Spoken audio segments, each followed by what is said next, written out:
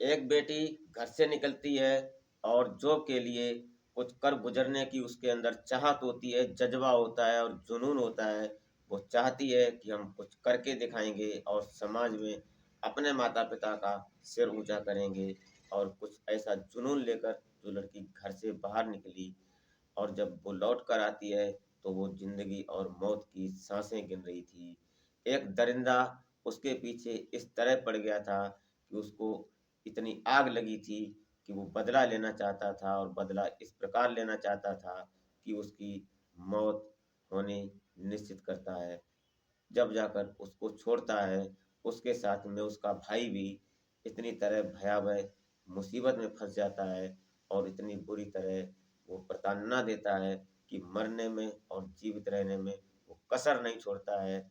आज की स्टोरी, आज की कहानी इसी प्रकार है और आप वीडियो में अंत तक ज़रूर बने रहिएगा।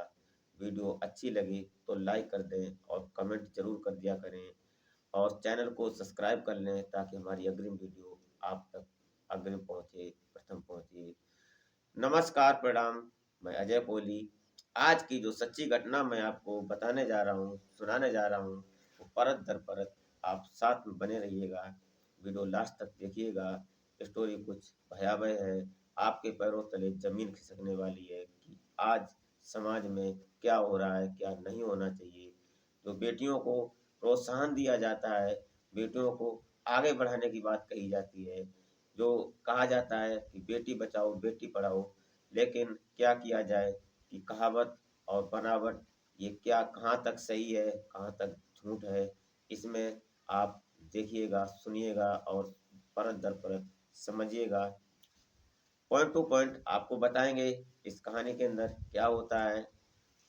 ये कहानी राजस्थान के कोटपुतली से है, जो एक लड़की जो गुप्त नाम है, नाम नहीं ओपन किया जाएगा, कि एक लड़की अपने घर से निकलती है और किसी प्राइवेट जॉब करती है कहीं और वहाँ से जब वापस आती है, तो वापस आते वक़्त उसके पीछे 2 दरिंदे पड़ जाते हैं और 2 दरिंदे इस प्रकार पड़ जाते हैं कि उस लड़की की मरने में कोई कसर नहीं छोड़ते हैं, यहाँ तक उसके भाई को भी ज़िंदा छोड़ने की कोशिश नहीं करते हैं। यहाँ तक मारते हैं कि वो लड़की और उसका भाई जब पलस्त पड़ जाते हैं, तब वहाँ से छोड़कर वो लोग भाग जाते हैं। बात करते हैं राजस्थान के कोटपुतली बहरोड रोड की प्रथा प्रागपुरा थाना क्षेत्र से लगभग 30 से 40 किलोमीटर की दूरी पर एक वारदात को अंजाम दिया जाता है और वारदात इतनी भयावह होती है कि आप सुनो तो पैरों तले ज़मीन धँसने वाली है। शनिवार 2024 शनिवार 24 फरवरी 2024 की देर रात 7 बजे के समथिंग टाइम रहा होगा। एक लड़की अपने काम से घर वापस जा रही थी, तो प्रागपुरा पावटा थाने के पास उस लड़की को 3 व्यक्ति अज्ञात थे उस समय, लेकिन उनको जानकारी थी। उन व्यक्तियों ने उस लड़की को जब आगे से घेर लिया और स्कूटी थी, भाई चला रहा था, छोटा भाई था लेकिन छोटा भी नहीं था। तो एक बहन थी और एक भाई था, दोनों बहन भाई अपने वापस जा रहे थे घर, लेकिन जाते-जाते वहाँ पावटा के पास जब उस लड़की की बाइक स्कूटी जो होती है, उसको जब घेर लिया जाता है और घेरने के बाद जब उसे वापस लेते हैं, तो उस लड़की पर गंडासे से हमला किया जाता है और हमला इस प्रकार किया जाता है कि लड़की लहू-लुहान हो जाती है। उसके बाद पहले गोली से फायर करते हैं और जब गोली सटीक नहीं लगती है, तो गोली न चलाकर वो गड़ासे से उस लड़की के ऊपर प्रहार पर प्रहार करते हैं। साथ में ही उसका भाई भी होता है, जो स्कूटी साथ में लेकर चल रहा था, वही ड्राइव कर रहा था। उस भाई को भी उन और दरिंदों ने सरिये की रॉड से इतना पीटा कि उसके पैरों में जख्म हो गए। जख्म इस प्रकार हो गए कि खून के मांस फट गया और वो भी लहू-लुहान हो गया और लहू-लुहान इस प्रकार हो गया कि जब वो पलस पड़ गया, उसने बचाने की बहुत कोशिश की अपनी बहन को, क्योंकि बहन की बात थी। लेकिन जब वो अपने आप में नहीं रहा, उसकी हालत खराब हो गई, तो वो ज़मीन पर जब रोड पर गिर गया, वहाँ पर खड़े हुए लोग आसपास के लोग तमाशबीन थे, तमाशा देख रहे थे, लेकिन कोई ये हिम्मत नहीं जुटा पा रहा था कि इसको बचा लिया जाए, इसकी मदद की जाए। या ऐसा क्यों था?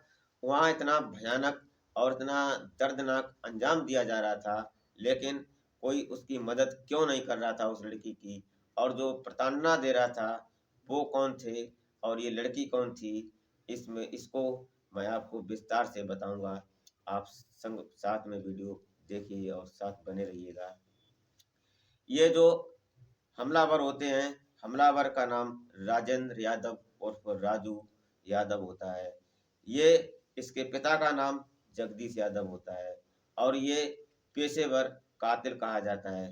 ये हमला करने में, किसी भी वारदात को अंजाम देने में कतई नहीं हिचकिचाता है, कतई भी डर नहीं लगता है इसको। लेकिन इसके साथ में 2 व्यक्ति और होते हैं। उनमें से दूसरा होता है महेश उर्फ महिपाल गुज्जर माही। ये भी इसके साथ में होता है। इसका पूरा सहयोग होता है, ये सरिया राड से हमला करता है। तीसरा साथी होता है राजू, वो राहुल गुर्जर। राहुल गुर्जर होता है, ये भी इसके साथ होता है। ये तीनों अपराधी एक साथ होते हैं। इनमें राहुल गुर्जर और महेश उर्फ माही की बाइक होती है। ये दोनों लोग बाइक से अज्ञात हमला करते हैं उस लड़की के ऊपर और उस भाई के ऊपर। टारगेट थी वो लड़की। अब ये बात क्यों बनी, हमला क्यों किया, ये आप पॉइंट टू पॉइंट समझिए। ये बात है लगभग ये 2023 में, जून की बात है। जून 2023 में इस लड़की ने इस राजेंद्र उर्फ राजू नाम से जो अभियुक्त है, इसके ऊपर एफआईआर दर्ज करवाई थी और एफआईआर में मामला लंबित था कोर्ट में। इसमें इसने धाराएं लगवाई थी, रेप, मारपीट और मारने की धमकी और अश्लील वीडियो और फोटो वायरल करने की धमकी और घर परिवार में मारने की धमकी। इस तरह का मुकदमा कोर्ट में लंबित है और कोर्ट में इसकी सुनवाई जारी थी। लेकिन अभी ये अभियुक्त जो अपराधी था, ये अभी कुछ समय पहले ही छूट कर आया जेल से जमानत पर, और जमानत पर आने के बाद उसके दिमाग में वही सनक चढ़ी और उसने आकर उस लड़की को घेर लिया और घेरने के बाद मरने के लिए छोड़ दिया। जब उस लड़की के ऊपर हमला होता है, हमला इतना भयावह था कि वहाँ जो लोग थे वो देख रहे थे, तमाशबीन थे, लेकिन उन्होंने मदद करने की कोशिश नहीं की। क्यों नहीं कोशिश की? कि जो हमलावर राजेंद्र उर्फ राजू होता है, ये बहुत शातिर अपराधी तरीके का प्रवृत्ति का इंसान होता है। ये बहुत अपराधी, मतलब जानलेवा हमला करने वाला। इसके पास बंदूक एनी टाइम रहती है और जो इसके दोस्त, इसके साथ ग्रुप बताया जाता है, ये ग्रुप में बंदूक रखना इसका आम बात है। कभी भी कहीं भी बंदूक लेकर ही निकलता है। कोई डर नहीं है इसके अंदर, कोई दहशत नहीं है सरकार का न कानून का। यही जब ये बाहर आया तो उसने बदले की भावना से उस लड़की को, उसके लड़की के ऊपर हमला किया और उसकी हालत खराब हो गई। प्रथम उपचार, जब वहाँ खड़े लोगों ने जब देखा तो उपचार के लिए प्रथम किसी ने फ़ोन किया तो उठाकर उसको कोटपूतली के सीएचसी हॉस्पिटल में जब भर्ती करवाया तो उसकी हालत ज़्यादा नाजुक होने के कारण वहाँ से उसको रेफ़र कर दिया गया और रेफ़र करने के बाद उसको क्या नाम जयपुर में जयपुर के जयपुर सवाई मानसिंह के ट्रामा सेंटर में लड़की को भर्ती करवाया गया। इमरजेंसी में हालत ज़्यादा नाजुक है क्योंकि इतना ब्लड निकल चुका उस लड़की के अंदर से कि बचना बहुत नामुमकिन है। क्योंकि अगर परमात्मा चाहेगा उसकी ज़िंदगी होगी तो शायद ही वो बच पाएगी, नहीं तो कोई उम्मीद नहीं लग रही है। ऐसी स्थिति उस लड़की के साथ हुई। जो उसका भाई है, उसकी भी हालत बहुत नाजुक बताई जा रही है। लेकिन इधर पुलिस ने इसको, ये जो होता है ये राजेंद्र, और राजेंद्र के साथ में महेश गुर्जर, इसको तो उसने पुलिस ने धर दबोच लिया है। एक अपराधी पुलिस की हिरासत में है, राहुल, ये भी पुलिस की हिरासत में है। राजेंद्र उर्फ राजू जो है, ये पुलिस से फरार चल रहा है। पुलिस ने कई टीमों का गठन किया, उन टीमों ने अपना काम जारी कर दिया और पुलिस इस समय एक्टिव है और इन अपराधियों को हिरासत में लेने की भरसक कोशिश भी कर रही है और पुलिस अपना काम बखूबी निभा रही है। कहीं न कहीं एक सवालिया निशान लगता है इस बात का कि सरकार बड़े-बड़े दावे करती है और ये अपराधी जो हैं, जबकि सरकार इन पर सख्त से सख्त कार्रवाई कर रही है, लेकिन फिर भी अपराधियों के इतने हौसले बुलंद हैं कि वो किसी की बहन, किसी की बेटी और किसी भी गलत वारदात को अंजाम देने में कतई हिचकिचाते नहीं हैं। कहाँ तक सरकार क्या करे और कहाँ तक क्या किया जाए? मनुष्य के अंदर मानवता मरती जा रही है। क्या बताया जाए? आज का जो घटनाक्रम आप तक पहुँचाया, इसमें मेरा मकसद आपको हैरान परेशान करना नहीं है, नहीं आपको भावनाओं को आहत करना है। मकसद मेरा आप और समाज में प्राथमिकता हमारी यही बनती है कि संदेश पहुँचे और जो भी है, जो विपरीत घटनाएँ होती हैं, उनमें कहीं न कहीं सुधार हो और हमारा परिवार और हमारा जो बच्चे हैं और जो भी है, सामाजिक दायरे में सतर्कता बनी रहे कि कुछ न कुछ, किसी न किसी से प्रकार से ऐसी घटनाएँ होती हैं, तो थोड़ा सोच समझ कर आगे बढ़ें और सतर्कता बरतें।